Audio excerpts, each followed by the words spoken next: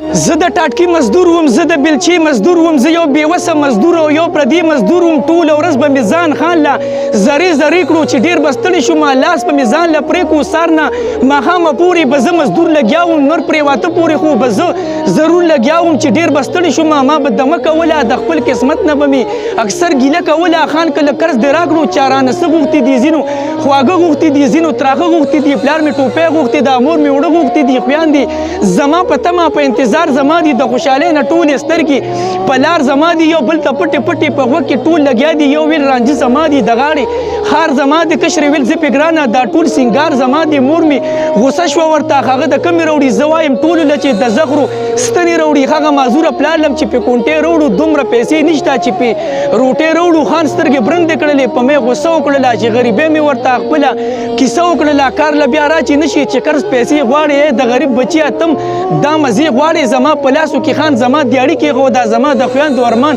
جولۍ خالي پرېښوده چې خان دیاړي راکړله. هغه 200 وه، یوه تروړه د وړو 2800 وه. سپېره نصیب ته مې ویل یوه سلا راکړه، دې غریبۍ سالمې سلا د غلا راکړه. ضمیر څپېړې راکړې، نن خو بغلا وکړې، خو د ماشر په ورځ به هغلته کې بیا څه کړې، دړې وړه پې کېږي. غوړي د کمې یو سم، نن د وړو په ځای به د زغرو ستنې یو سم. په کوم بازار کې چې به ما سینګارونه لیدل، هلته د خپلو خویندو ما ارمانونه لیدل. ویل مې تش خو نظم، یو فیصله مې وکړه، د ارمانونو ډکه یو جنازه مې وکړه. بس غټو خویندو له مې تراغه بیخي واچول، او کشرې خور له مې لږ ورکچیني واچول. ستړی ستومانه راغلم کور ته، بېوسه راغلم، د نورو ورځو په شان کور ته بېبسه راغلم. مور مې رامنډه کړله، بچي اوړه دې راوړل، خویندو مې هم راته ویل لالا تراخه دې راوړل. کشرې رامنډه کړله، زما خواږه دې راوړل. ورته ویل مې او چې ما هر څه راوړي دي، چا له مې تریخ راوړی، چا له خواږه راوړي دي. بس سترګې پټې کړې ټول او بسم الله ووایې، هلته به ټول الله ته سپه ووایې. اول مې کشرې خور له چینو کې زهر ورکړ، بیا هغې نورو له مې په خولو کې